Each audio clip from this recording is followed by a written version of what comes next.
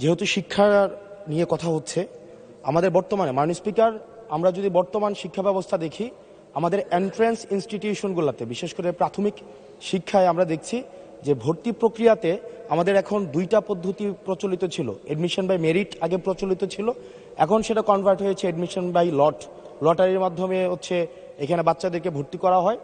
ফলত যেটা হয়েছে, ফিডার ইনস্টিটিউশনগুলোর শিক্ষার মান অনেক কমে গিয়েছে, যার ফলে টার্সিয়ারি এডুকেশনে আমরা হচ্ছে কোয়ালিটি সম্পন্ন ছাত্র আমরা হচ্ছে বিশ্ববিদ্যালয়গুলোতে আমরা পাঠাতে পারি না।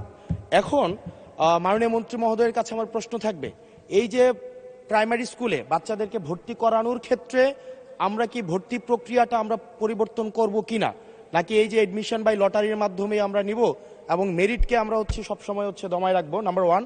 আর নাম্বার টু হচ্ছে, আমাদের বর্তমান শিক্ষা পদ্ধতিতে আমরা যদি দেখি, আমরা যারা পয়সা দিয়ে কিনতে পারে তারা হচ্ছে এখন ইংরেজি মাধ্যমটা কিনছে, যারা পয়সা দিয়ে ইংরেজি মাধ্যম কিনতে পারে না তারাই কেবল আপনি যেই শিক্ষা পদ্ধতি আমাদের জন্য জনজীবনের জন্য আপনি চালু করেছেন সেটা আমরা কিনছি, আর যারা সেটাও কিনতে পারে না তারা হচ্ছে মাদ্রাসা শিক্ষা পদ্ধতি কিনছে। আপনার কাছে প্রশ্ন যে আমাদের বর্তমানে একটা দেশে এই তিনটা শিক্ষা পদ্ধতি যেটা অর্থনৈতিক অবস্থার উপরে নির্ভর করে চলে, এই তিনটা শিক্ষা পদ্ধতি জিয়ে রেখে আপনার কি মনে হয় যে আপনি একটা ইনক্লুসিভ শিক্ষা পদ্ধতি নিয়ে আমাদের দেশটাকে আগায় নিতে পারবেন? ধন্যবাদ।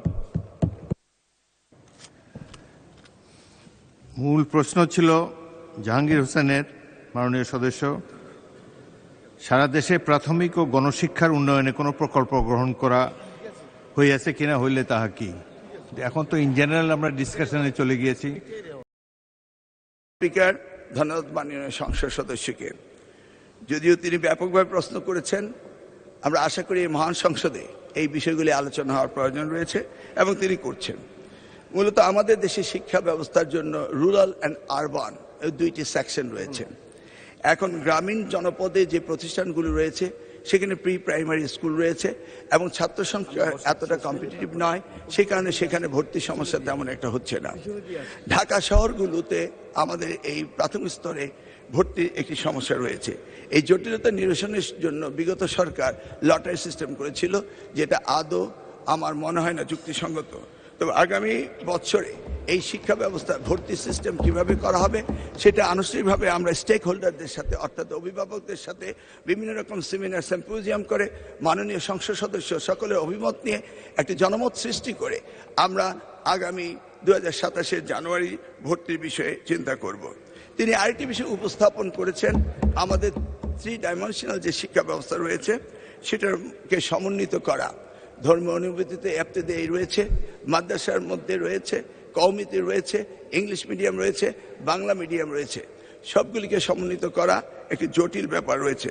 তবু আমরা ইতিমধ্যে কমিটি করেছি, ইংলিশ মিডিয়াম স্কুলগুলোকে সরকারের আওতায় এনে তাদেরকে কিভাবে আমাদের যুগোপযোগী শিক্ষা ব্যবস্থা বাংলাদেশের দেশের নিয়মকানুন মেনে করা যায় সেই বিষয়ে আমরা কাজ করছি। ইতিমধ্যে আমরা কমিটি গঠন করে তাদের সাথে যোগাযোগ করছি।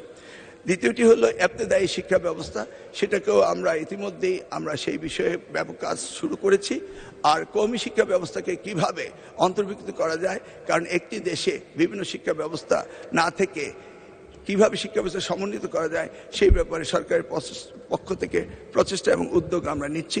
ইনশাআল্লাহ আগামী দিনগুলোতে পর্যায়ক্রমে আপনারা দেখতে পাবেন। আপনাকে অশেষ ধন্যবাদ।